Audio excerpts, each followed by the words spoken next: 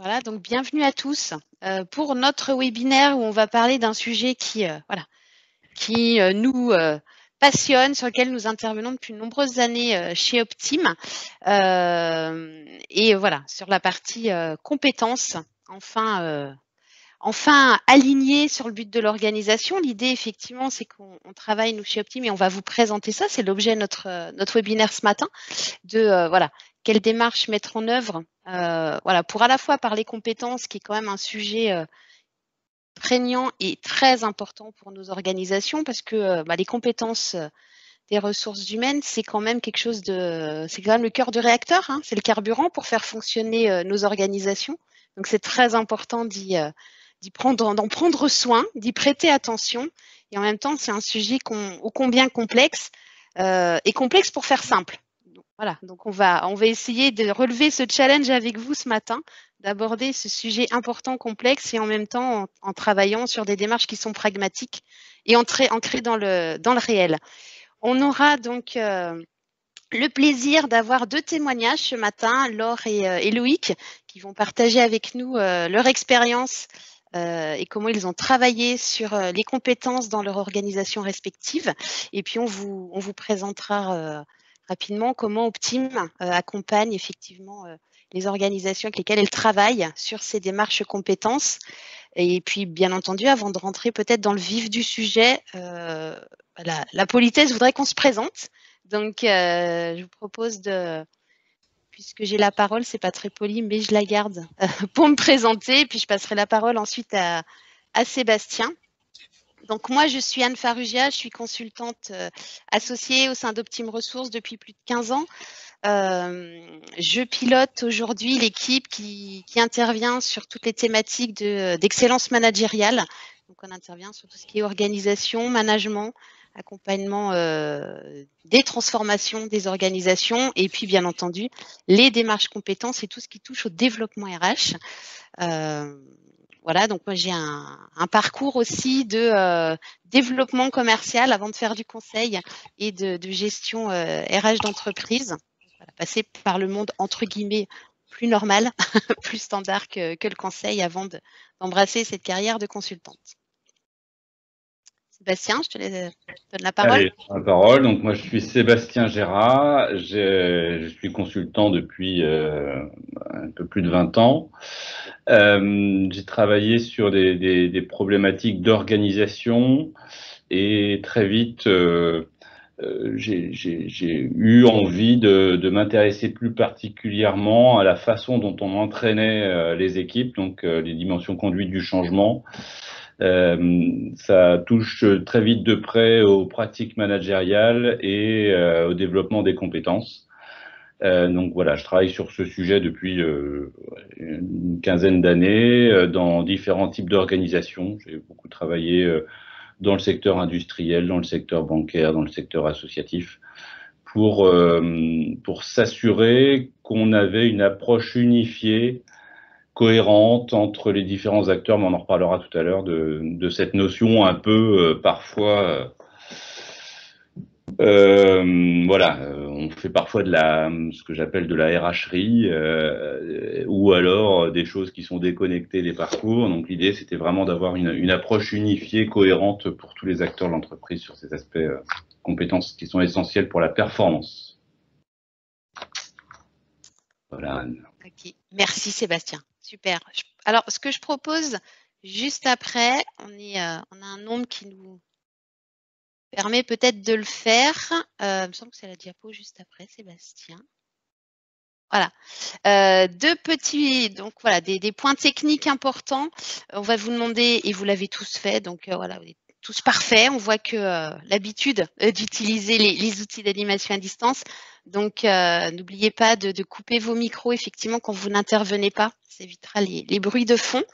Voilà, bien d'afficher la conversation de la réunion parce qu'on vous propose de réagir dans cette conversation, de poser vos questions, voilà, qu'on reprendra effectivement par la suite. Voilà, tout au long de ce webinaire, n'hésitez pas à questionner, à partager vos points de vue, vos pratiques dans la conversation. Donc, vous pouvez afficher. Et puis, comme vous l'a présenté Sébastien tout à l'heure, ce webinaire est enregistré puisque effectivement, on a des participants qui ne peuvent pas être là, mais qui souhaitent quand même voilà, avoir connaissance de ce qu'on va se raconter ce matin. Donc, c'est pour ça que vous êtes filmés. Donc, c'est important pour nous de le partager avec vous, même si ça s'affiche normalement sur votre écran. Voilà pour ce qui est d'un point de vue technique. Je propose qu'on fasse un petit tour rapide. Alors, tour de table, enfin tour de Teams, de présentation. Ce que je vous propose à chacun, c'est chacun votre tour, vous activez vos micros et votre caméra, s'il vous plaît, qu'on puisse vous voir. Et puis, juste dire votre nom, votre prénom et l'organisation dans laquelle vous travaillez, qu'on puisse voilà, se connaître, même si c'est un peu frustrant de le faire aussi rapidement, mais au moins voilà, qu'on sache qui est avec nous ce matin. Donc, voilà, je vous laisse prendre la parole à tour de rôle. Allez, je vais prendre la parole en premier. Merci. Donc, Emmanuel Modenesi, je suis le responsable ressources humaines de la Société Saint-Jean Industrie. Société Saint-Jean Industrie, donc environ 400 personnes, fonderie de pièces aluminium, fournisseur pour l'automobile. Voilà, et je suis accompagné de ma collègue qui va se connecter incessamment sous peu. Voilà. D'accord, parfait. Bienvenue, merci. Allez, je poursuis. Donc, Christelle Guyot, donc moi je m'occupe de finance et de RH dans une petite structure, une PME. Nous sommes 23 aujourd'hui et nous faisons donc de la communication, relations publiques et puis une partie événementielle qui est un petit peu à l'arrêt en ce moment, comme vous pouvez l'imaginer. Voilà.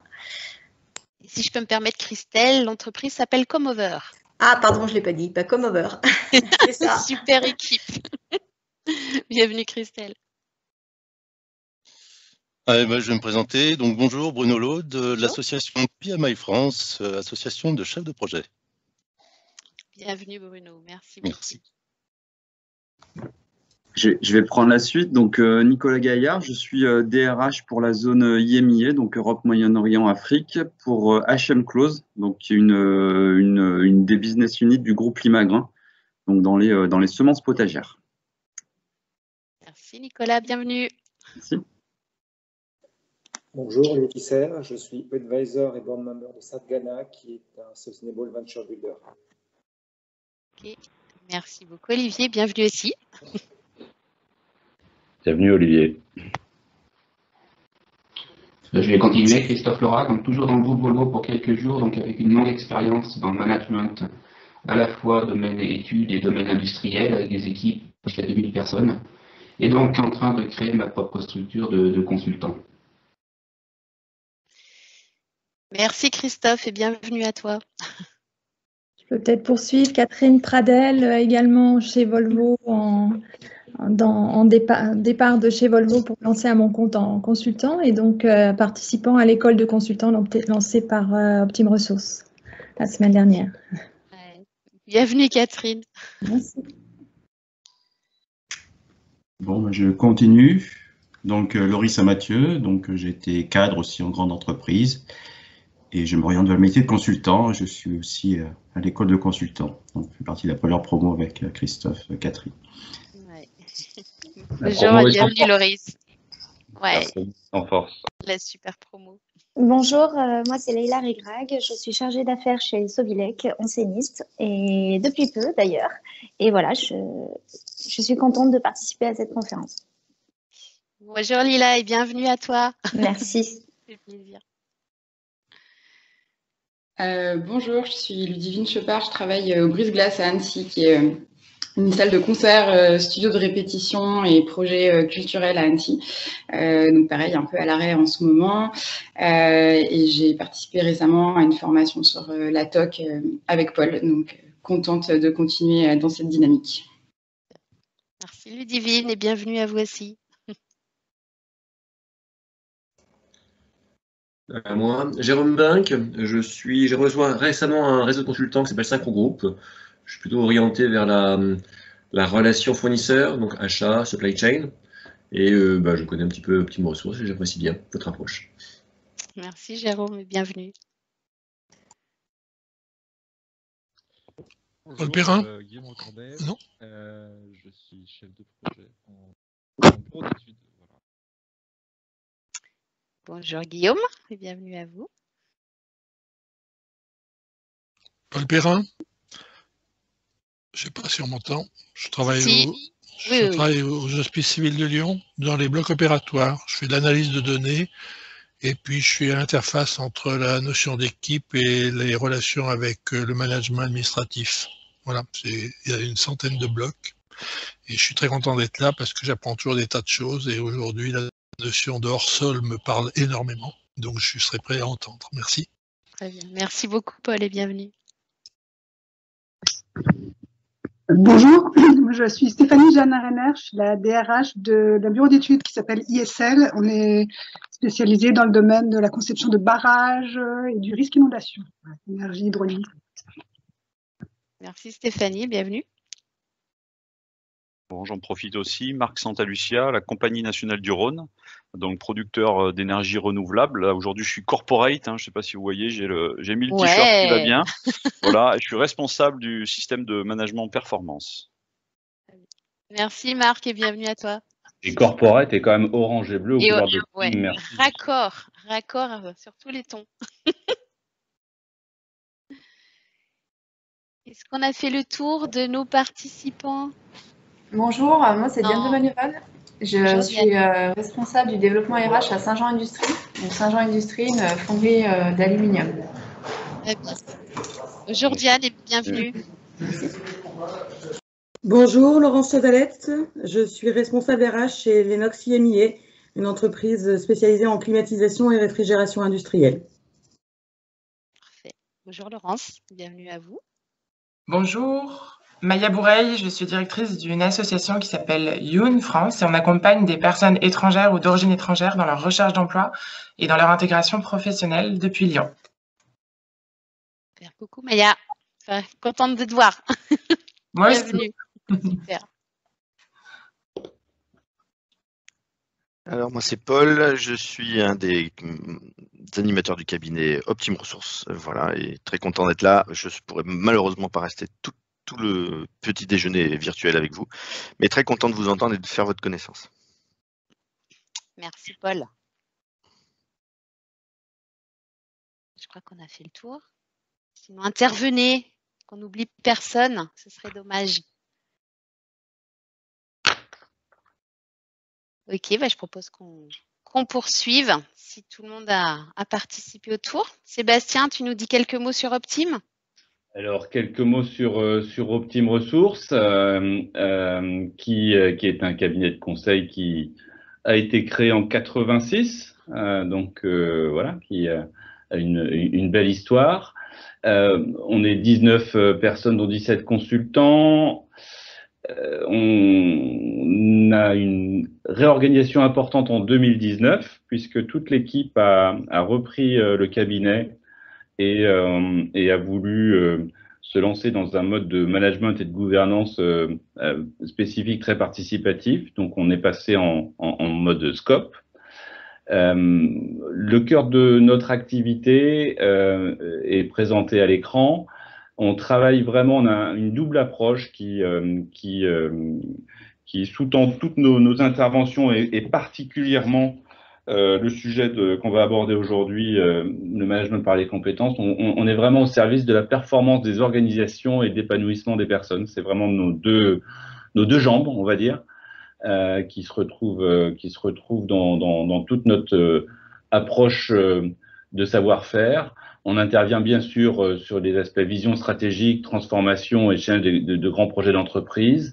On a un pôle excellence managériale et développement RH piloté par Anne Farrugia qui aborde tous ces sujets en forte collaboration avec le pôle excellence opérationnelle et management de projet qui nous permet d'aborder dans une façon globale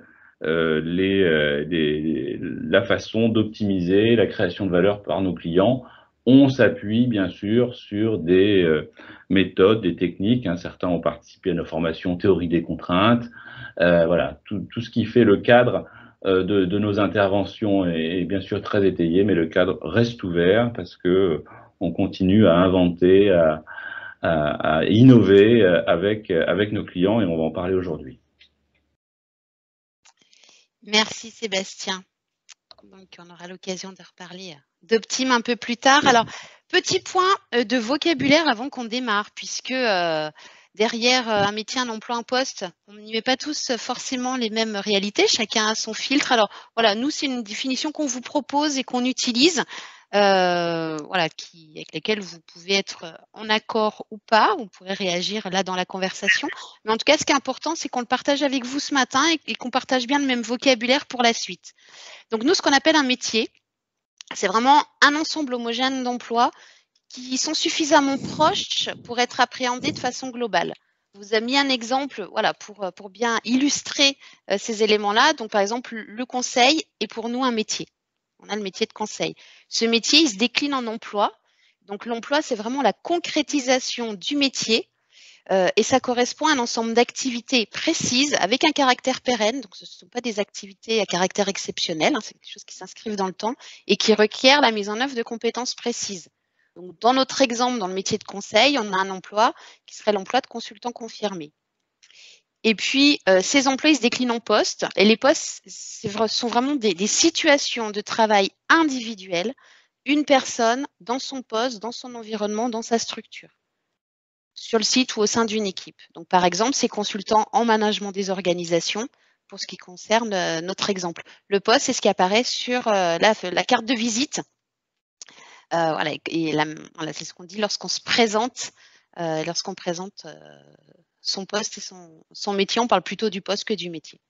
Voilà, donc ça, c'était premier point de vocabulaire qui était important de partager avec vous. On verra que ces notions de vocabulaire, à chaque fois qu'on aborde le sujet, on doit s'accorder sur le vocabulaire. On ne dit pas que ce vocabulaire est absolument universel, mais en tout cas, il faut qu'on parle le même langage et c'est le fond du sujet, en fait. Exactement. On commence toujours comme ça, donc il n'y a pas de raison qu'on échappe à la règle aujourd'hui. Et puis, on va vous parler ce matin de compétences, mais on se dit pour décrire un emploi, nous voilà ce qu'on utilise. Donc, c'est de dire effectivement, on décrit un emploi avec sa finalité, ses missions principales. On a l'habitude de dire la finalité, c'est ce pourquoi l'emploi est important au sein de la structure, pourquoi l'organisation a besoin de cet emploi, pourquoi on ne peut pas fonctionner sans. Et puis, donc, les missions principales qui correspondent à des actions concrètes du collaborateur et en tout cas aux missions qui lui sont confiées et qui sont importantes effectivement pour le fonctionnement de la structure. Le mot principal est bien entendu hyper important. C'est évite de tomber dans le travers de dire c'est pas dans ma fiche emploi, donc c'est pas dans mon périmètre. Bien entendu, on ne peut pas tout écrire, mais l'idée c'est important de s'accorder sur quelles sont les grandes missions attendues des collaborateurs qui partagent le même emploi. Et puis, pour mener à bien ces missions, eh bien, il faut des compétences. Des compétences qu'on appelle, nous, des capacités démontrées, le mot démontrer est important, d'appliquer à la fois des connaissances, mais aussi des savoir-faire et des savoir-être. L'idée étant vraiment d'être dans l'action et on formule la compétence à travers le résultat observable à obtenir. On formule vraiment nos compétences avec des mots, des verbes d'action, parce que ce sont vraiment les résultats de la compétence qu'on va observer au quotidien sur le terrain avec les collaborateurs. Et puis, bien entendu, ces compétences font appel à des connaissances ou ce qu'on peut appeler aussi des savoirs, qui sont utiles et nécessaires à la mise en œuvre de ces compétences-là. Elles vont être associées, bien entendu, c'est une méthodologie, c'est une technologie, c'est l'utilisation d'un outil, voire un domaine d'expertise plus précis. Mais on fait bien le distinguo entre les compétences et les connaissances. Et c'est ce qu'on va illustrer tout de suite derrière avec les témoignages de Laure et de Loïc. Alors pourquoi est-ce qu'on fait des référentiels emploi-compétences encore aujourd'hui? Sébastien, à quoi ça sert tout ça? Donc, pardon pour cette intro un peu froide, hein, mais assez technique sur des questions de vocabulaire. Donc, pour nous, un référentiel emploi-compétences doit être un outil opérationnel pour toutes les personnes qui sont concernées. Donc, bien sûr, c'est un outil pour les fonctions de coordination, de direction, anticipation des besoins par rapport à la déclinaison d'une stratégie de développement, de recentrage, d'organisation. Voilà, quelles sont les compétences observable est un terme important, hein, réel n'est pas rêvé, que j'ai dans mon entreprise et quelles sont celles dont j'ai absolument besoin dans mon entreprise demain et comment j'accompagne mes équipes aujourd'hui à être compétentes au niveau attendu demain. Donc ça, c'est une vision de pilotage essentielle. Ce même référentiel emploi-compétences, il va bientôt, bien sûr, être très utile pour les équipes, les fonctions opérationnelles. Elles doivent se reconnaître dans leur définition d'emploi. Elles doivent s'y retrouver. Quand elles lisent leur définition d'emploi, ça doit leur parler de leur métier, ça doit leur parler de ce qu'elles font tous les jours. Elles doivent identifier, moi je suis un collaborateur, ma fiche emploi doit m'aider à identifier tout seul, enfin je vais être aidé par mon manager, je vais être aidé par des gens, mais aussi je dois comprendre où sont mes points forts, où je dois me développer, peut-être où je dois me développer pour aller au job d'après. Donc voilà, ça doit parler de la réalité. Trop souvent, les emplois, c'est un peu trop technique et on ne sait pas ce qu'on met derrière une compétence qui n'est pas reliée à mon activité. Pareil pour les fonctions d'animation de management. C'est un outil, l'entretien souvent annuel, pas toujours, est un moment important. Voilà, le manager doit retrouver dans la fiche emploi de son collaborateur la vraie vie, des sujets d'évaluation de la maîtrise des compétences qui soient le plus objectif possible. Je ne vais pas vous faire rêver, hein, il y aura toujours des discussions, et tant mieux d'ailleurs, mais en tout cas le plus objectif possible par rapport aux situations de travail, à la réalité du job. Et bien sûr, les fonctions RH sont souvent à la manœuvre pour ces référentiels emploi-compétences parce qu'elles doivent le traduire en développement des compétences pour l'organisation, que ce soit collectif, que ce soit individuel. Elles doivent le traduire en recrutement, elles doivent le traduire en mobilité, elles doivent le traduire en parcours professionnel, en parcours d'intégration. Donc il y a tout un tas d'outils RH au service des équipes et du fonctionnement de la performance d'organisation qui sont là. Et bien sûr aussi, et nous on a, dans tous les cas en fait, on associe particulièrement les partenaires sociaux parce que c'est des éléments à partager, puisqu'on est persuadé que cette approche permet dans tous les cas d'avoir une vision très positive, très développement de la représentation de nos compétences et de leur évolution au sein de l'organisation. Donc c'est un outil de discussion intéressant et avec les partenaires sociaux. Voilà, c'est souvent des sujets un peu chauds socialement dans les entreprises. Nous, on a toujours eu la validation des partenaires sociaux lorsqu'il y a eu une consultation. Voilà, donc ce vocabulaire dont on vous a parlé, assez technique. Au-delà de ce vocabulaire, il y a qu'est-ce qu'on veut en faire de ce référentiel, qui sont les personnes qui vont utiliser ce référentiel, quels sont les usages, et les usages, ils doivent répondre à toutes ces parties prenantes. Et bonne nouvelle, c'est possible. On peut avoir un référentiel unique qui soit compris utile à toutes ces fonctions-là. Exactement. Très bien. Donc on va, pour vous prouver qu'on ne raconte pas que du blabla de consultant, voilà, on va demander à Laure de commencer peut-être son témoignage. Donc Laure, si tu peux activer ton micro. Voilà, ça doit marcher. Ouais, super, on t'entend très bien. Merci beaucoup. Bon, merci d'avoir accepté de témoigner, Laure. Donc, ce que je te propose peut-être, alors voilà, tu n'as pas fait le tour de Teams tout à l'heure et pour cause, puisque tu vas te présenter maintenant. Voilà, est-ce que tu peux en quelques mots te présenter, Laure, et puis présenter Food Service Vision, s'il te plaît? Oui, donc bonjour à tous. Déjà, je suis ravie d'être là, d'avoir été invitée par Optime. Merci Anne pour ta confiance. Et donc, moi, je suis directrice associée de Food Service Vision depuis un peu plus de 10 ans. Food Service Vision, c'est un cabinet de conseil et d'études marketing qui... Vous me voyez sur la caméra? Oui, très bien, super. Donc, c'est un cabinet de conseil et d'études marketing qui est spécialisé sur le marché du food service. Alors, le marché du food service, c'est l'ensemble des acteurs de la restauration. Quand on parle de restauration, c'est à la fois la restauration commerciale, les restaurants, les chaînes de restaurants, commerciaux, mais également collectives, hein, toute la restauration scolaire d'entreprises ou dans les hôpitaux ou les EHPAD par exemple. Et à ce titre, en fait, nous accompagnons des clients, enfin, nos clients, donc, qui sont en amont de la chaîne, les fournisseurs agroalimentaires, hein, comme des marques comme Panzani, Lactalis, Bonduelle, Nespresso, enfin des marques que vous connaissez. Également les distributeurs, Métro, Promocash, Transgourmet, Pomona, tous les camions que vous voyez par exemple sur la route, et également les chaînes de restauration. Voilà, pour en citer quelques-unes également, Hippopotamus, Courtepaille, Flinch, donc qui opèrent sur ce marché voilà, du food service, comme on dit, qui est quand même bien chahuté en ce moment. Et donc, pour ce faire, nous avons plusieurs métiers dans le cabinet. Donc déjà, nous sommes un cabinet, une petite structure puisque nous sommes 15 personnes de permanents, de consultants pour la plupart. Après, nous travaillons aussi avec des partenaires et des sous-traitants.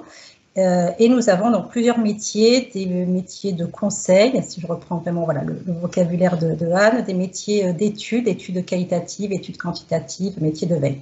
Voilà. Et à ce titre, moi, je suis, j'ai comme casquette opérationnelle la direction donc d'un métier de veille, également la gestion du back-office et également en charge les RH.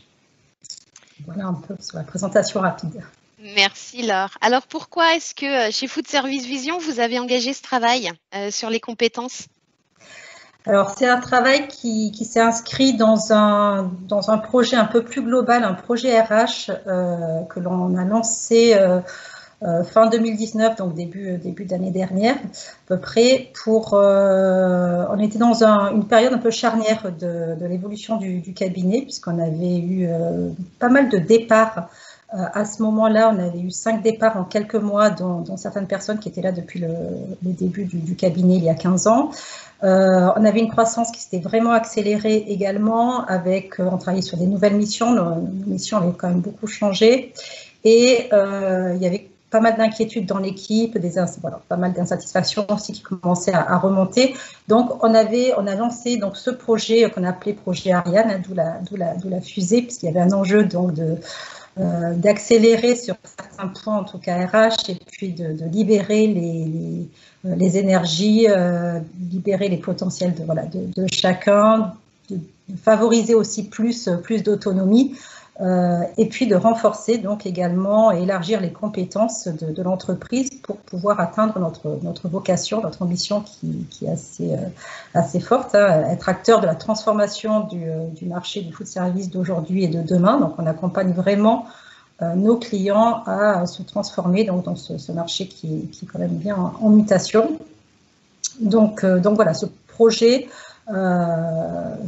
donc plus large qui devait nous permettre en tout cas de répondre à cette ambition assez forte. Donc ça c'était voilà, un peu le contexte.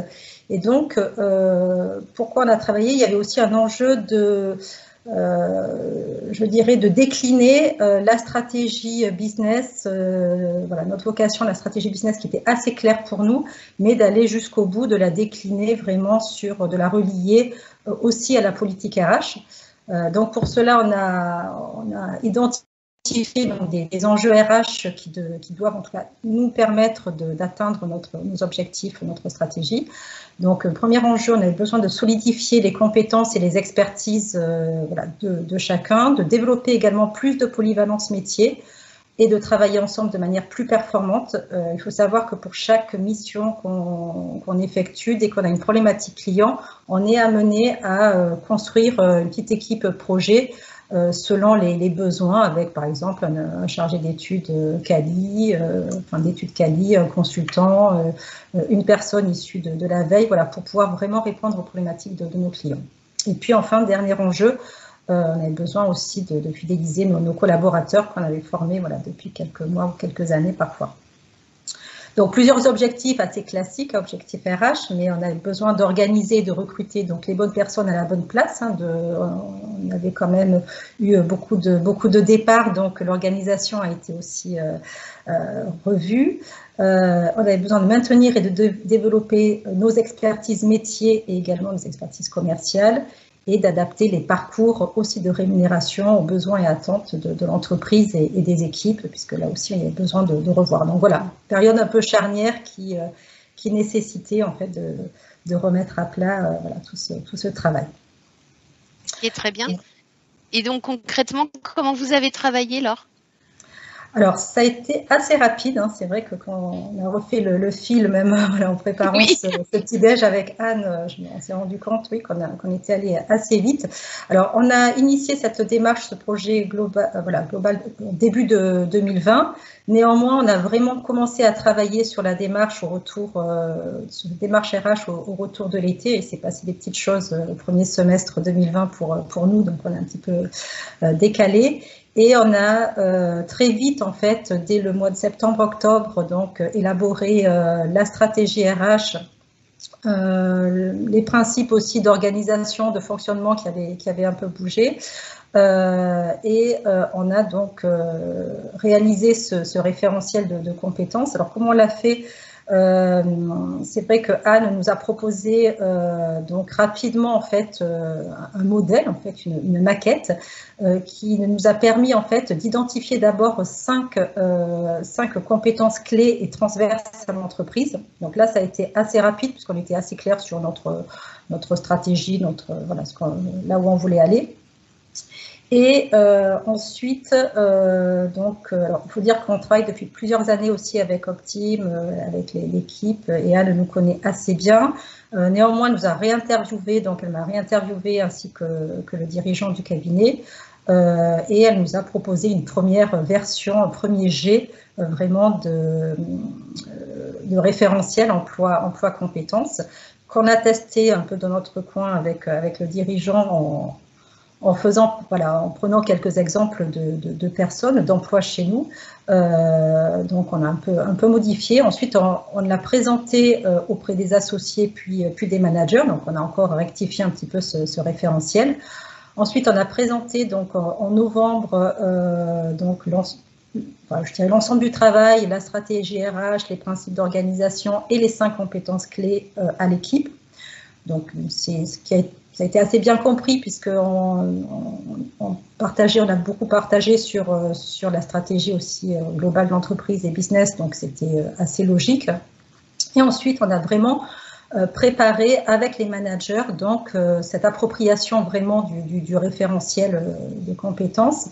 On a fait une people review parce que c'est vrai qu'on est aussi comme on travaille en groupe, chaque personne travaille avec beaucoup de managers différents, donc c'était intéressant pour la préparation aussi des entretiens professionnels de faire cette people review. Ça a vraiment aidé chaque manager à bien préparer aussi son entretien et à bien rentrer dans cette grille de compétences, de référentiel de compétences. Et ensuite, donc, c'est vrai qu'entre-temps, on avait aussi changé tous les supports des entretiens pour les rendre beaucoup plus simples, faciles. Voilà, c'était vraiment automatisé on n'a pas d'outils spécifiques, mais en tout cas, c'était bien automatisé sous Excel avec l'aide de Anne. Et puis, on a réalisé les entretiens, donc on a appliqué cette nouvelle grille au mois de décembre. Donc, je dirais, c'est une démarche assez rapide, assez agile. Qui a permis de déployer rapidement.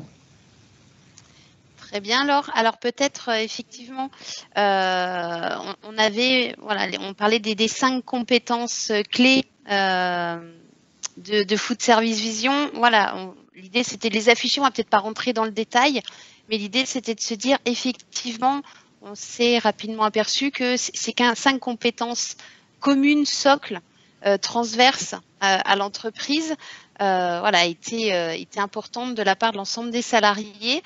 Et c'est ça que tu as effectivement présenté aux managers, aux salariés avant de présenter la déclinaison. Comment ils ont réagi par rapport à de dire finalement on a 5 compétences clés pour l'ensemble de l'entreprise.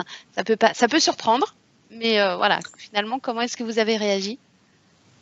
Oui, en fait, comme vous les voyez, hein, c'est 5 compétences. Donc la première, c'est une compétence relative à l'atteinte de la vocation. La deuxième, c'est la vente et la production, donc assez, je dirais, assez trivial pour un cabinet de conseil et d'études. Ce qui nous caractérise, voilà, peut-être plus, c'est le travail ensemble, puisqu'on a vraiment cette notion, enfin notre valeur ajoutée, c'est vraiment notre différenciation, c'est vraiment de mélanger des expertises différentes à chaque fois et développer les compétences, parce que c'est un point aussi fort du cabinet. En tout cas, c'est la mise en exergue d'une expertise, puisqu'on est vraiment sur un secteur particulier, un secteur d'activité. Donc, je dirais que c'était assez simple finalement à comprendre, puisque ça découlait aussi, comme je disais tout à l'heure, de notre façon de travailler, c'était de notre réalité aussi, notre réalité d'entreprise, et on a toujours beaucoup partagé aussi, et on a été transparent sur notre stratégie, là où on veut aller. Donc ça a été, c'était assez simple finalement, et ça a été compris, je dirais, a priori comme ça très facilement. Après, il a fallu quand même aller dans le détail, et c'est ce qu'on va voir après sur les différents repères. Et il faut après pour chaque poste, ne me trompe pas de vocabulaire, sur chaque poste en effet, décliner et expliquer avec aussi des exemples en fait. Donc voilà, après le référentiel pour chacune des compétences clés, là c'est la première compétence clé, on a construit un fichier avec 4 repères, et selon, vous voyez en bas là, selon les métiers, les postes, que ce soit d'un consultant junior, un chargé d'études junior, ou là l'office manager, donc l'assistante en repère 1. Donc chaque poste a son repère qui est attendu, en fait, une compétence qui est attendue pour ce poste-là. Donc là, ça va dépendre aussi des compétences clés. Là en l'occurrence, par exemple, un consultant junior va être attendu au repère 1 pour cette compétence. Donc, il va devoir, on attend d'un consultant junior qui présente et qu'il explique de manière factuelle et compréhensible la vocation de l'entreprise. Mais pour une autre compétence, par exemple, production, il peut être attendu, par exemple, au repère 2, voire au repère 3. Donc là, c'est vraiment pour, comme on dit, voilà, donner des repères d'attendus pour chacun des postes. Voilà, donc des compétences communes et transverses, mais des repères effectivement adaptés aux postes, aux emplois de Food Service Vision. Et voilà, qui sont bien formulés effectivement, encore une fois, par des verbatims. Ça permet aussi de se dire comment on voit concrètement que la personne maîtrise en toute autonomie cette compétence au niveau repère, en tout cas où on l'attend. Et on n'attend effectivement pas tout le monde en repère 4. Hein. L'objectif, c'est pas d'avoir toute l'entreprise en repère 4, mais c'est de dire on a besoin que chacun, dans son emploi, soit bien au repère attendu. Et donc, ça permet d'évaluer. Pour cette compétence, c'est vrai que par exemple, le dirigeant est en repère 4, mais il y a d'autres compétences clés où il n'est pas attendu en repère 4. Pour certaines, je pense pour la production, il peut être en repère 3 en fait. Ce n'est pas forcément linéaire en fonction de la progression de l'entreprise. Voilà. Et puis important aussi, c'est se dire qu'en fait, ces niveaux sont inclusifs. Donc, si je suis attendu en repère 3 ou en repère 4, bien entendu, je suis aussi attendu en repère 1 et en repère 2. Voilà, c'est les poupées russes. Ces niveaux-là sont inclusifs. Donc, voilà. Donc, votre référentiel de emploi compétences se décline de cette manière-là. Hein, les compétences transverses déclinées en 4. Donc, à chaque fois, le libellé de la compétence, la définition de la compétence qui permet aussi de partager, de mettre les mêmes réalités, la même traduction derrière le libellé, et puis 4 niveaux repères pour pouvoir situer les attendus pour chacun des emplois. Alors, voilà, ça c'est décliné pour les 5 compétences clés qu'on a vues tout à l'heure.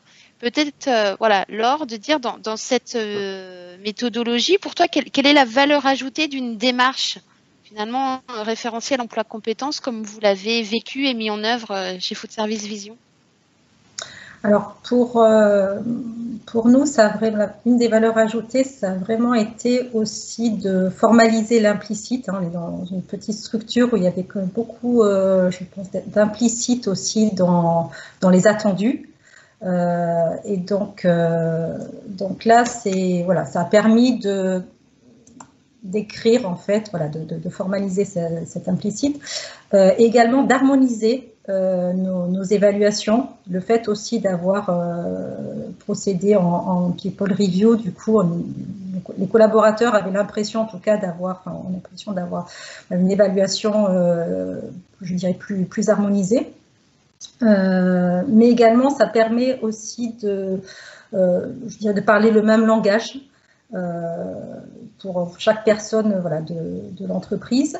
Donc, c'est aussi une démarche qui a du sens, en fait. C'est vraiment, on est vraiment parti de l'objectif de l'entreprise, de l'objectif business. Donc, ça fait vraiment sens pour les collaborateurs. On voit le lien, finalement, entre leur évaluation et puis les objectifs de l'entreprise.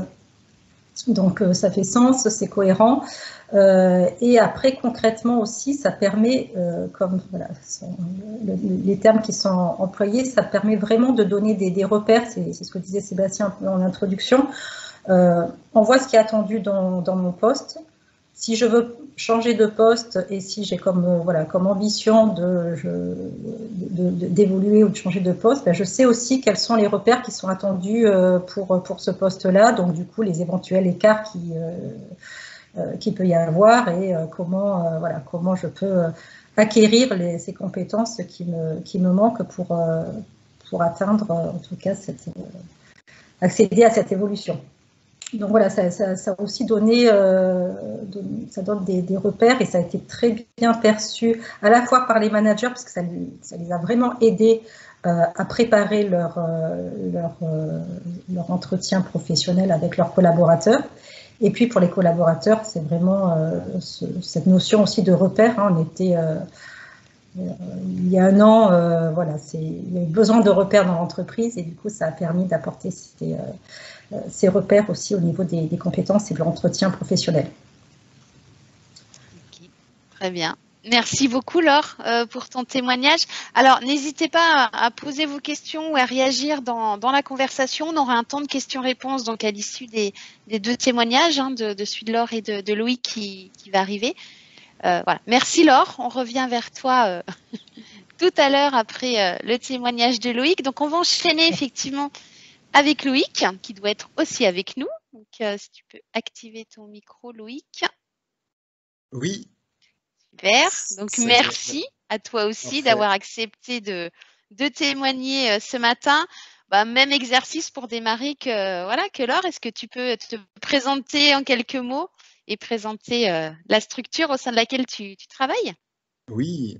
Bien, écoutez, première chose, merci pour cette invitation. Bonjour à toutes et à tous. Ravi d'être parmi vous ce matin pour parler de ce sujet qui me tient vraiment à cœur.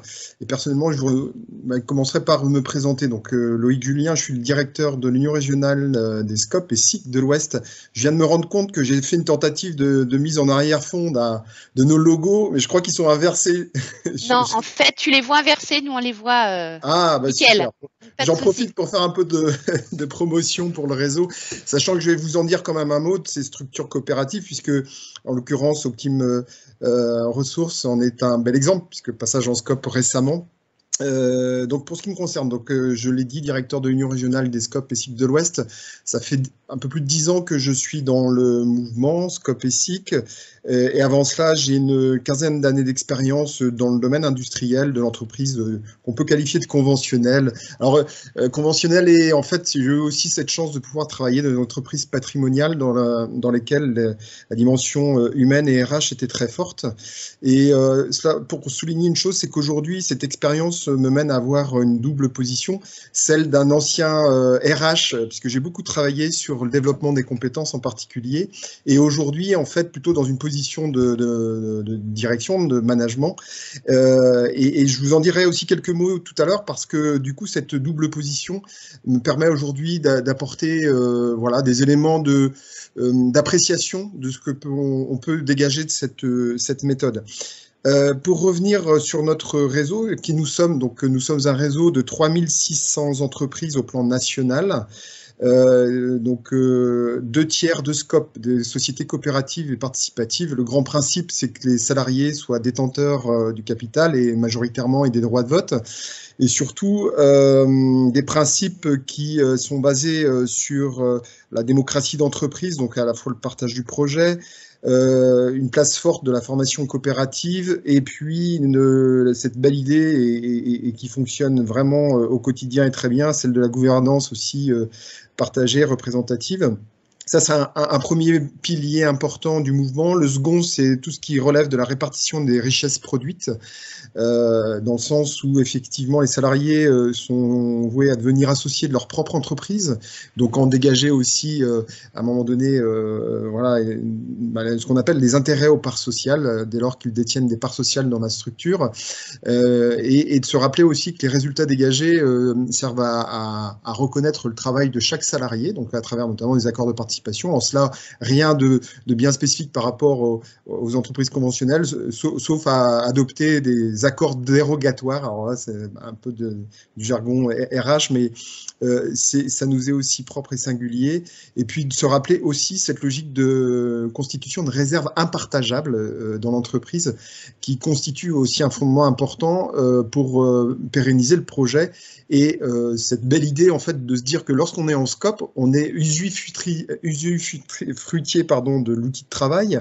Par contre, on n'en est pas réellement propriétaire, parce que l'idée, c'est de le transmettre à une prochaine génération. Voilà.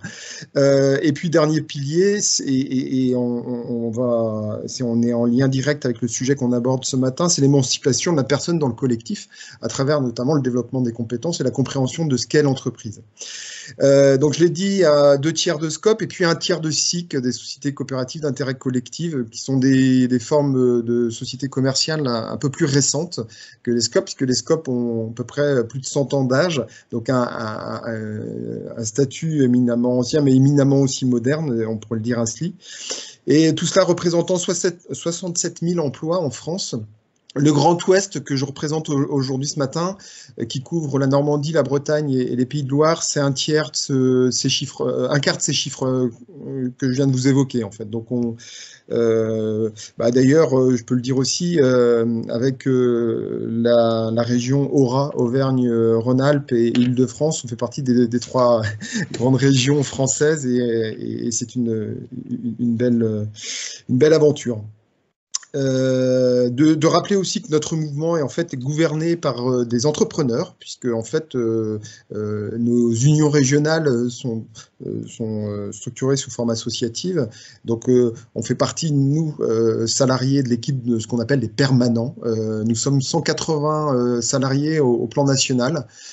Pour ramener cela à l'ouest, ça représente 22 salariés. Et puis, donc, nous sommes adossés à des conseils d'administration, donc pilotés par les dirigeants et dirigeantes des scopes aussi de nos territoires. Donc, vous voyez, c'est un mouvement qui est aussi administré, gouverné par les entreprises elles-mêmes et au service des entreprises. Voilà ce que je pouvais dire de qui nous sommes. Anne. Merci beaucoup Loïc. Alors le projet, la démarche compétences, le projet management par les compétences au sein du mouvement Scope, peut-être en 2 mots, puisque toi tu as plongé dedans dès le départ. Et puis justement, quel est ce projet et pourquoi y avoir participé finalement? Pourquoi tu as fait ce choix?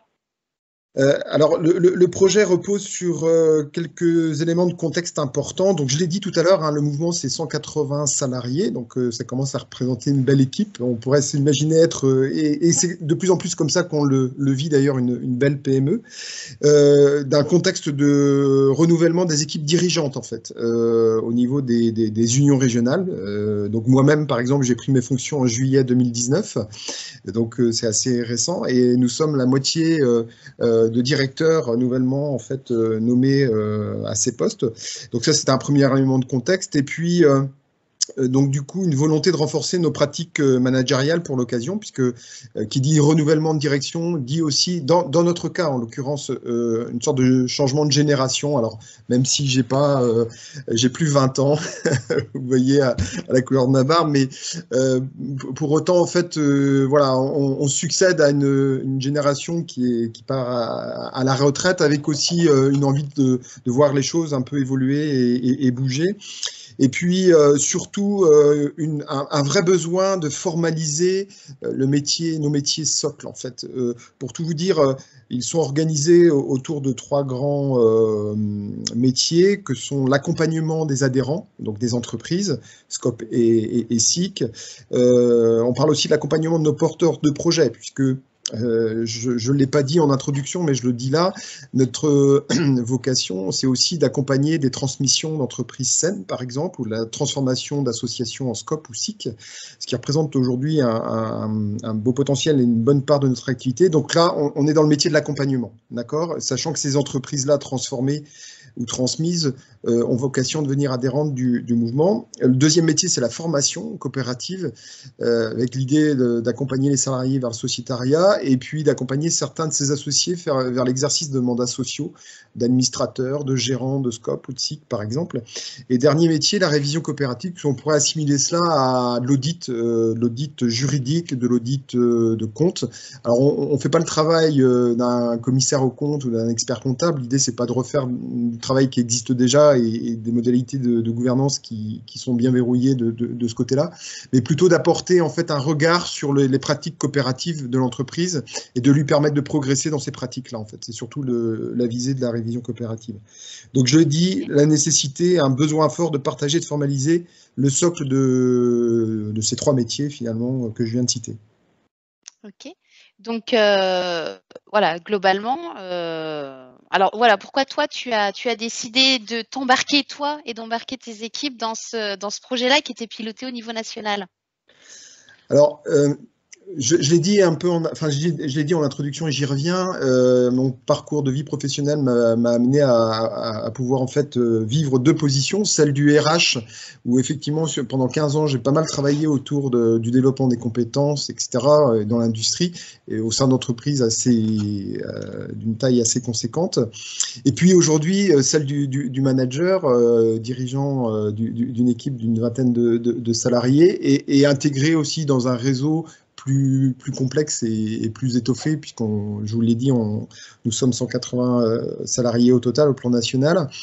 Et du coup, je pars de cette expérience pour en fait me faire, vous témoigner d'une conviction forte, à savoir que, et là je vous livre une clé, un peu de lecture des choses, c'est que moi je considère personnellement, mais pour l'avoir vécu concrètement, que la question de l'engagement génère de la performance.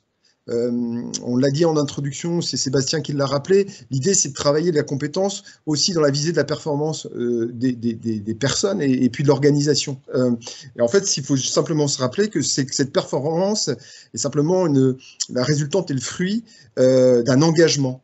Et l'engagement dans le travail, il est constitué de quoi? Il est constitué, encore une fois, je vous livre mon expérience, de 3 aspects importants. C'est le partage de la vision et du projet. C'est-à-dire on donne du sens et de la profondeur au projet, ça c'est extrêmement important.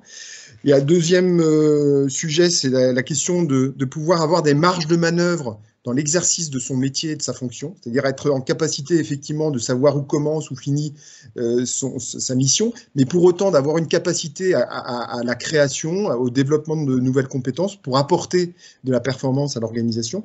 Et dernier aspect, et pas des moindres, et c'est en plein dans le sujet de ce matin, c'est la question du développement de ces compétences. Et pour tout cela, en fait, il faut simplement une chose, c'est savoir de quoi on parle, donc la nécessité de bien les décrire. Donc, vous voyez, en fait, le cheminement un peu intellectuel que j'opère, mais sur, encore une fois, la base d'une expérience très concrète et vécue, de se dire que l'engagement, ces 3 aspects que je viens de rappeler, et que cet engagement, si on crée les conditions pour qu'il puisse exister, génère de la performance au sein de l'organisation. Donc c'était vraiment le point de départ, et donc avec cette conviction et cette volonté, je me suis bien évidemment positionné dans le comité de suivi qu'on a mis en place. Oui. Très bien, et donc tu as aussi engagé tes équipes Oui. Voilà, est-ce que tu peux nous dire 2 mots de voilà, comment ça s'est déroulé, voilà, cette démarche qu'on a voulu participative?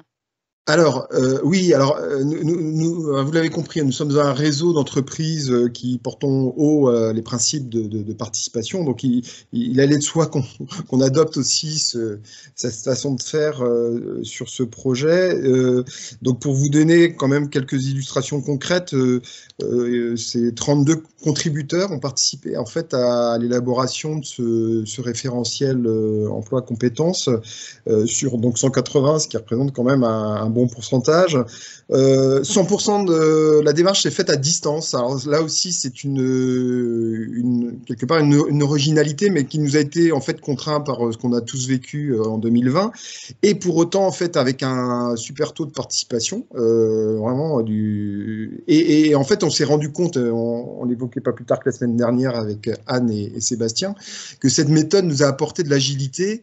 Donc c'est quand même 21 réunions, 100% à distance, je l'ai dit, 32 contributeurs, 9 ateliers et groupes de travail, et donc tout cela chapeauté et piloté par un comité de suivi.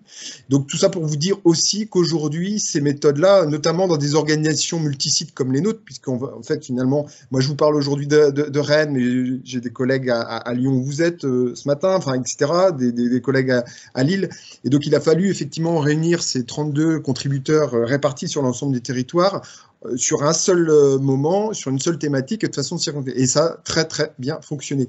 À tel point que je pense que si on avait eu à le reconduire, dans des conditions dites normales, sans les conditions sanitaires qu'on vit tous aujourd'hui, on opérerait de la sorte probablement. En y mettant sans doute un peu de mixité avec du présentiel, mais en tout cas, cette organisation-là et ce que nous a proposé Optim Ressources nous a été vraiment très bénéfique pour l'atteinte de l'objectif. Voilà, sachez-le. Et du coup, la dimension participative était vraiment présente, quoi. Ok, donc ça semble un peu, là, on parle de 32 contributeurs. On a vu que voilà, la démarche de l'or, alors qui est sur un périmètre plus restreint, est allée très vite.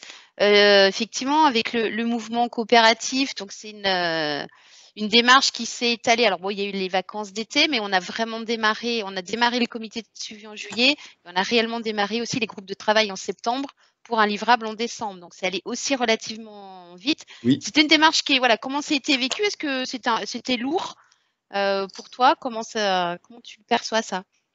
Alors, la démarche, tu l'as dit, tu viens de le dire, Anne, elle a été effectivement très circonscrite dans le temps, en fait, et c'était aussi notre commande de départ, hein, en fait, finalement. Donc, oui. On a atteint aussi cet objectif-là, c'est super. Et de se rappeler, en fait, qu'elle a été constituée en 3 temps. Donc, il y a eu un premier temps de cadrage où on a, là, avant juillet, bien mis à plat, en fait, ce qu'on attendait de cela.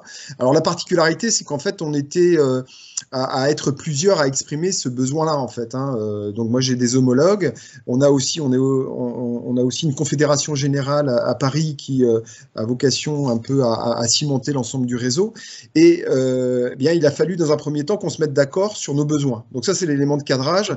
Et ça, c'est un point de départ essentiel, hein. Enfin, voilà, comme dans tout projet d'ailleurs. Mais l'expression du besoin et le fait que l'équipe Optim RH et Optim Ressources, pardon, ait bien saisi ce qu'on attendait de cela et comment on souhaitait le mettre en œuvre, a facilité grandement ensuite les deux étapes suivantes. Donc la deuxième étape, c'est l'étape de production, donc celle que vient d'évoquer effectivement Anne du mois de juillet à décembre, avec tout ce qu'on vient de relater de la dimension participative, et puis la production de livrables qui était aussi demandée dans la phase de cadrage.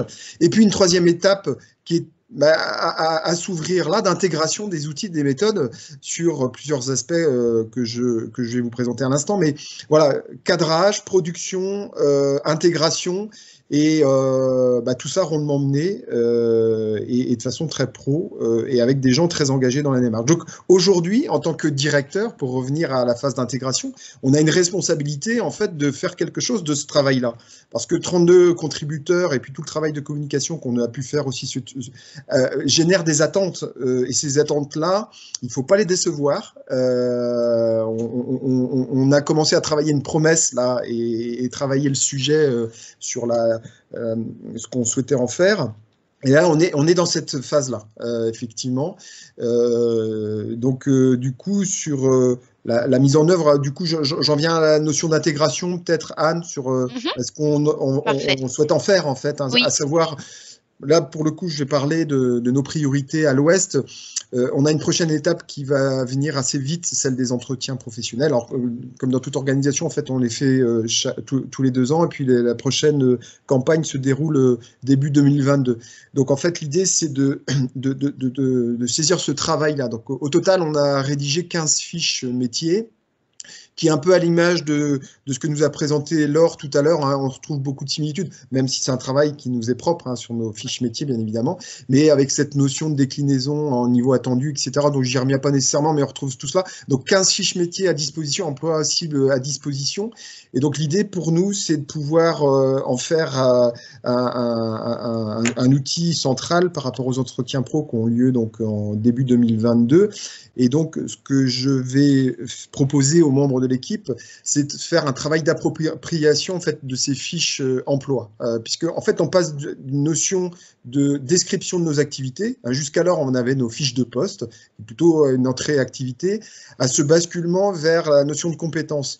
Et donc, il faut laisser aux équipes aussi le temps de s'approprier cela, cette notion de compétence. Elle est... Alors pour les professionnels des RH, on est gavé de littérature et puis voilà, Boterf, etc. Tout ça nous parle, mais pour des gens qui doivent en fait avant tout, à qui ça doit pouvoir bénéficier, puisque en fait, je l'ai pas dit, mais je le dis là aussi, cette démarche-là, elle a été faite avec les salariés, mais aussi pour les salariés, en fait. Hein. Voilà, donc les bénéficiaires finaux, ce sont les salariés.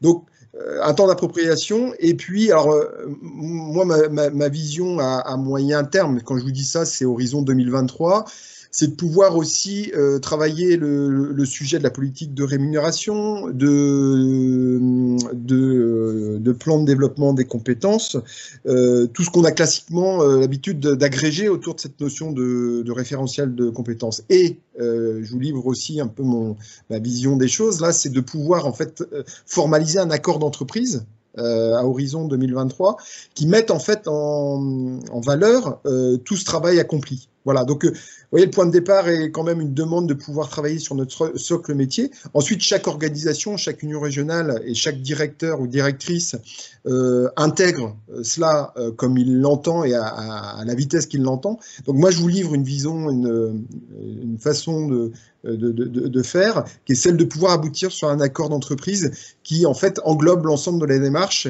et qui fasse qu'à un moment donné, on en fasse vraiment un outil central de gestion des ressources humaines, de dialogue social, et puis de progression de chacun dans l'organisation. Hein, puisque je l'ai dit aussi tout à l'heure, on a vocation à accompagner des entreprises qui mettent au cœur de leur politique l'épanouissement de la personne dans le collectif. Donc, on serait bien malvenu d'accompagner des entreprises sur ces logiques-là, alors même ne pas les appliquer en interne. Donc, pour moi, ça semble être une évidence. Enfin, voilà. Après, il y a le discours et puis la pratique. Donc, on pourrait imaginer refaire un webinaire dans 1 an, 2 ans, et puis reprendre ça et vous apporter ce témoignage qui serait assez intéressant de vous dire où on en est dans l'intégration, cette phase d'intégration qui est essentielle en fait. Et bah, prenons rendez-vous. Ouais. Ok, c'est même enregistré. Bon. Alors, Loïc, toi, avec justement le double regard dont tu nous parlais tout à l'heure, à la fois RH, manager, directeur, quelle est la valeur ajoutée pour toi d'une démarche telle que celle-ci? Et si c'était à refaire, qu'est-ce que tu ferais? Alors, moi je vous lis vraiment un message fort, c'est qu'en fait, cette démarche-là n'a de sens qu'à partir du moment où on a d'emblée la notion d'intégration de la méthode et de l'outil. Si c'est pour rester sur l'étagère voilà, du service RH ou de la DRH et de se dire bah, on se targue d'avoir fait ce chantier-là. Donc ça signifie d'emblée comment, la problématique c'est comment en fait mettre dès la phase de cadrage les personnes bénéficiaires, donc les salariés eux-mêmes, les managers, l'équipe d'encadrement dans son ensemble, la direction générale, dans la définition des éléments de cadrage, dans la logique, la phase de production, et bien évidemment la phase d'intégration qui est éminemment importante. Et donc ces acteurs, pour revenir en fait à la notion de système, il faut le vivre comme étant un système complet, c'est avant tout un système d'acteurs et le point de départ c'est cela en fait, c'est bien identifier les acteurs qui sont concernés par le projet et de les associer très vite et très tôt dans la démarche. Ça c'est vraiment un élément fondamental et en fait de mon expérience RH qui est un peu derrière moi maintenant, je pense que j'ai sans doute commis à certains moments des erreurs dans ce domaine en voulant être trop centré RH et au final se dire oh bah, super, on a produit un outil, c'est une Rolls-Royce. Par contre, on n'a personne capable de conduire cette belle voiture. Donc bon, bah, à quoi bon? Donc elle reste dans le garage et puis on finit par se dire bah, tout ça pour ça quoi. Donc je mets un point vraiment de vigilance là-dessus et ayons le souci de poser vraiment la question de à qui pour qui ça doit être utile en fait. Et quand on est capable de répondre à cette question-là, ça décline sur les trois phases que je vous disais, sur le cadrage, la production et l'intégration. Et puis de se rappeler une chose, et c'est bien de projeter le schéma là, Anne, c'est de se dire en fait tout ça sert à la stratégie de l'organisation. Je rappelle hein, la notion de performance finalement n'est que la résultante d'un engagement. Et l'engagement, l'éditeur, je vais peut-être clôturer là-dessus, c'est le partage de la vision, c'est la question des marges de manœuvre. Et les marges de manœuvre dans l'entreprise, c'est pas nécessairement l'équipe de direction, les managers intermédiaires qui le décrètent. C'est aussi sur la volonté des personnes elles-mêmes qui occupent les postes de vouloir aller dans ce sens-là. Vous voyez, donc il faut pouvoir avoir ces marges de manœuvre. Et puis, bien évidemment, c'est une notion fondamentale et omniprésente de la compétence, du développement des compétences, avec cette belle idée de pouvoir aussi inscrire ça dans un accord qui fédère tout le monde et qui structure durablement en fait les relations sociales et la performance de l'entreprise finalement. Merci beaucoup Loïc. Voilà, c'était riche et complémentaire avec le témoignage de Laure. Alors effectivement, on voit qu'on parle à la fois d'un outil, mais aussi d'une démarche. Donc voilà, il y a quelques questions qui sont arrivées. Peut-être que Sébastien, je te propose de faire le lien avec la démarche Optime et puis répondre aux questions. Il y avait la première question de Christelle qui dit qu'effectivement, avec la crise sanitaire, les métiers, certains métiers ont évolué. Ils font plus appel aux mêmes compétences, parfois même aux certains profils recrutés précédemment. Ça correspond plus à l'évolution du poste actuel et c'est pas évident effectivement à gérer cette transformation et ça peut créer du mal-être. Alors voilà, encore une fois, l'outil n'est pas baguette magique, mais voilà, comment on se positionne nous par rapport à ça? J'ai envie de répondre à Christelle et à Christophe qui rebondit, je pense, à la question de Christelle. Est-ce que ces référentiels ne sont pas trop statiques pour embrasser les dynamiques de changement? Vraie question. Bon, je pense que nos deux témoins pourront assurer que on affirme quand on lance ce genre de démarche, qu'on ne fait pas un référentiel pour les 10 prochaines années, qu'on se focalise sur quelques compétences. Il n'y a pas de question, mais je pense que souvent dans les entreprises, on voit des référentiels avec 20 compétences ou 25. Nous, on se focalise sur 7 à 10, qui sont les compétences essentielles. Et oui, les référentiels doivent évoluer. Ils doivent évoluer quand la stratégie de l'entreprise évolue, quand les métiers évoluent, quand le contexte évolue, probablement avec, comme c'est évoqué dans la question sur la crise sanitaire, il y a des métiers qui vont bouger. Donc oui, les référentiels doivent évoluer. On doit avoir une certaine continuité parce que c'est important pour le pilotage, mais de faire évoluer lors de la revue du personnel ou des people review tous les ans, on se dit, tiens, cette compétence-là, elle commence à être décalée par rapport à la stratégie, il faut qu'on la fasse évoluer pour l'année prochaine, c'est très léger à faire. Et on doit s'adapter parce que ça restera cohérent pour les gens dont le métier évolue. Donc, faire évoluer 15 ou 20% des compétences de votre référentiel régulièrement, c'est l'amélioration continue de votre dispositif. C'est ce qui fera qu'il ne sera pas poubellisé dans 10 ans lorsqu'il sera complètement out et déconnecté du contexte. Donc voilà, alors, on pourrait répondre plus finement, mais Oui, Christophe, il y a on l'a présenté, il y a les emplois, il y a les compétences qui sont vraiment là une description de la mise en œuvre, de l'observation d'une façon de travailler. Et puis, il y a toutes les connaissances. On est passé assez vite là-dessus. Mais par exemple, les connaissances, c'est un référentiel beaucoup plus dynamique. Les connaissances qui évoluent très régulièrement, des nouveaux outils, des nouveaux devices, Donc là, sur l'évolution des connaissances qu'on porte dans l'entreprise, ça, c'est une actualisation vraiment annuelle. Voilà, mais assez légère. Ça. Et puis, alors peut-être pour être totalement franche et transparente avec vous, nous utilisons, nous aussi, on s'applique à nous-mêmes, Optime, voilà, cette même démarche. On a travaillé sur notre référentiel emploi compétences qui a la même forme avec des niveaux repères. Et je trouve qu'en tant que manager aussi, de pouvoir le formaliser, d'avoir un point d'appui pour l'évaluation et pour pouvoir faire un retour aussi aux collaborateurs en étant objectif, en disant, ben voilà, ce qu'on attend de toi aujourd'hui, c'est ça, c'est d'être à ce niveau-là, dans ce repère-là et mettre en œuvre telle et telle compétence. Et aujourd'hui, ben voilà, tu es en décalage, donc qu'est-ce qu'on fait et comment on accompagne la réduction de ces écarts tant que faire se peut. Et comment on a accompagné pendant le Covid la montée en connaissances, compétences de certains chez nous pour l'animation à distance, l'utilisation du double écran, des choses comme ça, hein, des choses que les gens faisaient très bien dans un contexte où c'était pas l'essentiel, mais le jour où on fait 80% de nos réunions à distance, il faut qu'on soit un peu plus musclé, quoi. Ah, c'est ça, tout à fait. Les différences de caractère, tiens, Bruno nous demande comment est-ce qu'on intègre les différences de caractère dans cette gestion des compétences. Bonne question. Ça, c'est une excellente question. On a commencé là pour vous faire un petit peu peur. Non, c'est pas ça. Voilà, sur les définitions qu'on a données au tout début des compétences. Pour nous, une compétence, elle intègre les savoir-faire, les savoir-être, donc je fais le lien avec la question, et les connaissances. Notre conviction, c'est que, conviction par le vécu, je vais vous raconter une anecdote. Donc la compétence, s'il y a besoin de sang-froid, de prendre du recul, ou au contraire de réaction très rapide, ça doit être décrit dans la compétence.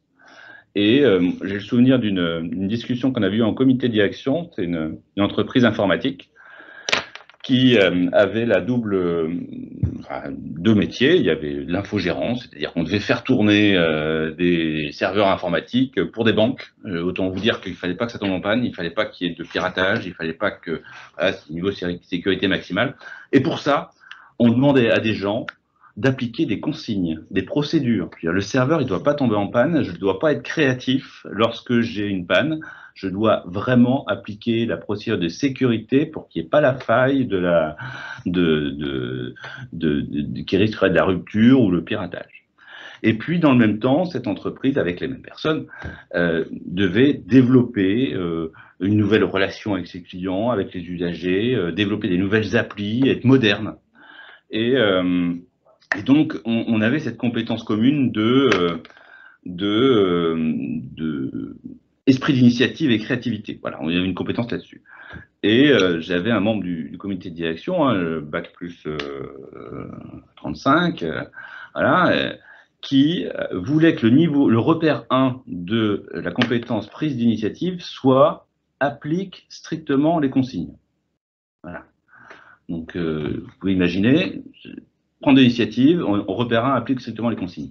Et là, j'ai vraiment réalisé que, en termes de comportement, en termes de caractère, en termes de soft skills, on demande, et c'est la vie, c'est paradoxal, tout et son contraire à nos collaborateurs en fonction de la situation dans laquelle on leur demande ça. Parfois, on leur demande d'appliquer la procédure et de ne pas réfléchir, parce que c'est la sécurité. Et parfois, on leur demande, on les invite, parce que les injonctions paradoxales, c'est sympa, mais on les invite et on dit que c'est le contexte, à faire preuve de créativité, d'inventivité, d'impertinence pour sortir du cadre. Et voilà. Et ça permet que chacun exprime son caractère en fonction des situations de travail qu'on a. Mais par contre, le créatif qui va qui va s'occuper de sécurité informatique, il y a des moments où sa créativité doit l'abandonner, quoi. Voilà.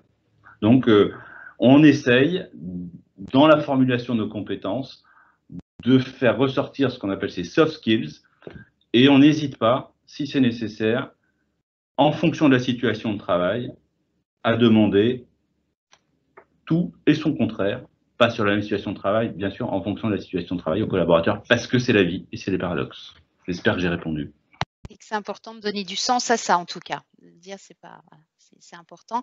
Alors, une question de Ludivine, effectivement, de dire finalement pour cette méthode, alors j'allais dire dans une association comme dans une entreprise, peut-être dire 2-3 mots de la démarche Optime où effectivement nous on embarque les collaborateurs pour qu'ils s'approprient cette démarche dès le départ. Dire oui, ça peut être une prérogative de la direction. Alors ce qu'on a vu chez Food Service Vision, c'est que la stratégie était très partagée, très appropriée par les salariés. Donc on a pu aller aussi dans une démarche où on a d'abord travaillé avec les managers, puis appropriation par les collaborateurs. Dans le mouvement coopératif, on a fait l'inverse. C'est-à-dire qu'on a travaillé, on a présenté la démarche, bien entendu, aux directeurs, aux managers.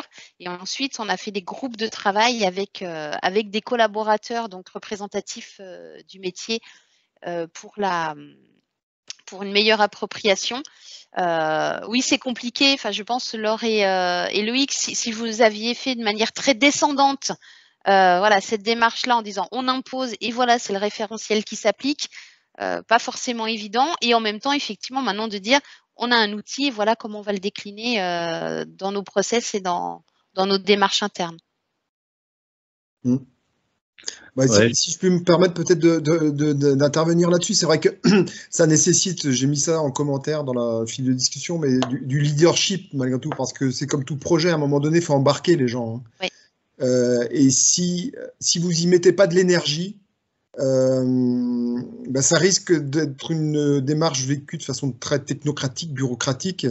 Et encore une fois, là, vous faites flop, quoi. En fait, c'est comme tout projet, finalement. Hein. Ça n'échappe pas, pour le coup, à la règle. Si vous n'y mettez pas l'énergie nécessaire, à un moment donné, bon. Ouais, l'énergie d'organiser cette démarche collaborative, j'insiste, c'est hyper important. Au mouvement Scope, là, il est important que les managers mettent de l'énergie pour inviter les collaborateurs à aller contribuer aux ateliers, parce que le fait que ces emplois soient décrits aussi avec des gens qui font le métier font qu'on trouvera les mots justes, les notions justes, et qui s'y retrouveront, et que leurs collègues retrouveront ça. Donc c'est l'énergie pour dire la démarche et pour inviter les collaborateurs à apporter, parce que c'est eux qui parlent le mieux de leur métier. Enfin, voilà.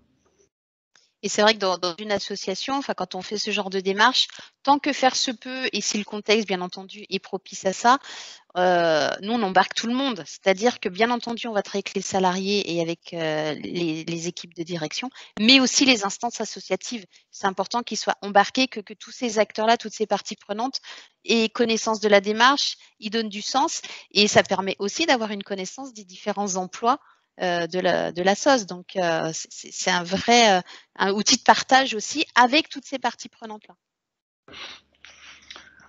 Bruno là, a mis un commentaire, une compétence importante, de savoir devenir, on commence avec les évolutions, oui, oh que oui. Oui. Alors, on l'a vu dans les référentiels qu'on a vus, hein, il y a une compétence portée sur je fais évoluer mes compétences, oui. Et puis je fais évoluer les compétences des autres. Hein, donc c'est toujours comment moi je suis acteur pour déjà en premier lieu faire évoluer mes compétences et puis derrière contribuer à l'évolution des compétences de structure. On a effectivement des entreprises qui ont décrit des compétences sur la façon de piloter les changements. Et c'est une compétence qui peut être absolument commune et transverse. Exactement. Merci pour ces questions. Ce que je propose, c'est peut-être dire 2 mots voilà, de comment, alors on l'a déjà abordé, donc ça va être assez rapide. Je pense, Sébastien, sur voilà, une démarche, comment nous, on mène une démarche de management par les compétences avec les organisations avec lesquelles on travaille. Ouais, oui, ça a été très, très, très bien décrit par nos témoins, merci. Mais donc très vite, puis on va tenir la fin de notre webinaire à 10h. Voilà, c'est une démarche itérative pour nous, il est important qu'elle soit participative, que les personnes des métiers concernés soient dans les ateliers de description de leur emploi. On est sûr en sortant que c'est pas une description pour faire le lien avec Paul Perrin au début, c'est pas une description hors sol, et pour ne pas être hors sol, c'est que les personnes s'y retrouvent avec pour autant et là c'est le job des managers, des experts, c'est notre job à nous. Pour autant, souvent on décrit pas uniquement le métier tel qu'il est aujourd'hui. On a fait un travail en amont de cadrage, d'organisation, de préparation opérationnelle qui nous permet d'intégrer ce que on peut intégrer sur la stratégie, sur ce que l'entreprise veut mettre en place et là où elle veut aller. Donc, et on arrive très bien en atelier à faire comprendre ça aux gens, qu'il y a le job tel qu'il est fait aujourd'hui, et puis il y a c'est un beau travail de partage de la vision et de la stratégie. Voilà, pour aller dans ces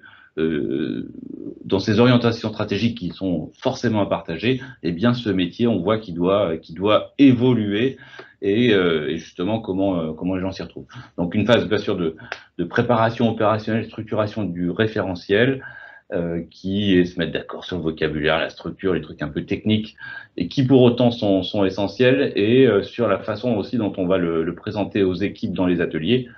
Il y a un petit peu une phase de pédagogique pour que on soit d'accord quand même au début d'un atelier avec une structure dont moi je suis un collaborateur qui est jamais RH, il verra quand même l'intérêt quand il aura vu pour son métier comment ça marche. Donc il faut trouver les bons messages pour que cette structure un peu technique et cette façon de travailler, il ait suffisamment confiance dans cette structure pour définir son métier, ses compétences. Alors le gros du sujet participatif, c'est la définition des ateliers, des métiers et des compétences. Donc là, on en a parlé, des ateliers collaboratifs en présentiel ou en distance en salle virtuelle, où là, on fait du partage d'idées, on aboutit, on fait de la formulation.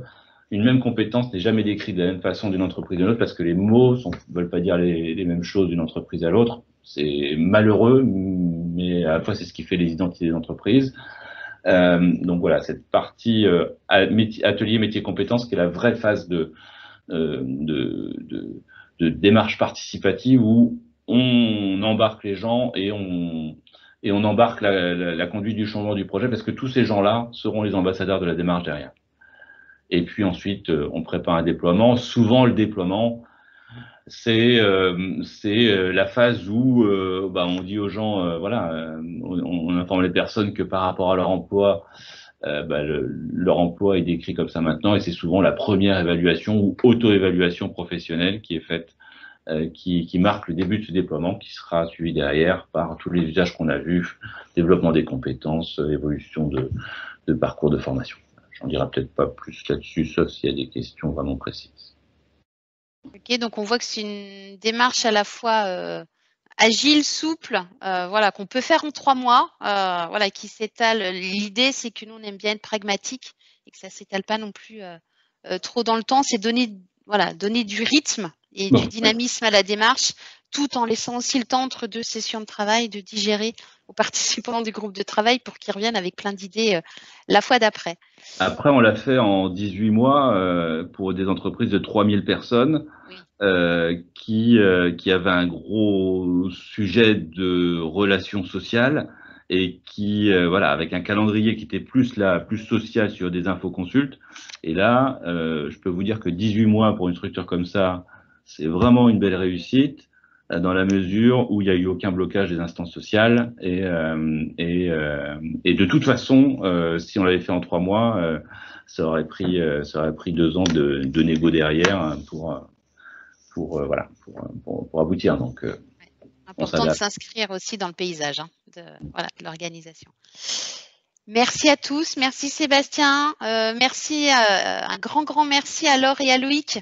Qui ont accepté, qui ont joué le jeu du témoignage, qui nous ont fait participer et partager leur expérience. Il nous reste 2 minutes, on est nous aussi dans l'amélioration continue, donc on est sûr qu'il y a certainement des choses à faire évoluer dans nos webinaires.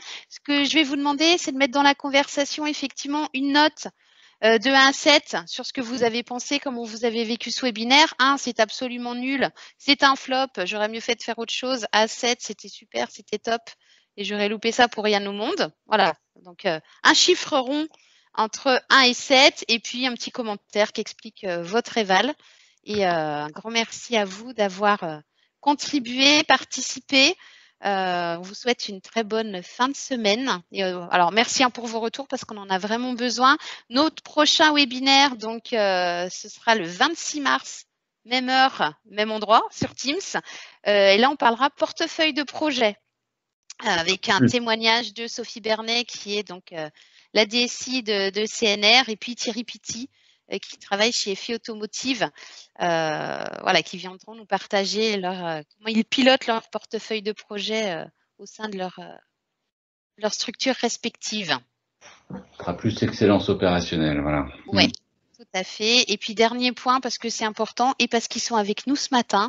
Voilà, on a lancé une école de consultants là, en 2021. La première promo a démarré en février. Et on envisage, parce qu'on a plein de contacts intéressants et intéressés, d'ouvrir, pourquoi pas, une deuxième promo dès juillet. Donc, n'hésitez pas à revenir vers nous. Voilà, l'idée, c'est de former des consultants internes ou des consultants externes, bien entendu, débutants ou qui souhaitent renforcer leur pratique et qui ont déjà, voilà, vous qui avez déjà une expérience en entreprise et qui voulez la valoriser et qui souhaitez embrasser ce super métier du conseil. On en parle et puis on sera ravis de vous accueillir dans notre école. Voilà, merci beaucoup. Merci pour votre participation, pour vos questions. Alors, un peu frustrant parce que j'aurais tellement aimé aller boire un café avec vous maintenant pour continuer à papoter, mais voilà, on le fera de manière plus individuelle lors d'une prochaine rencontre.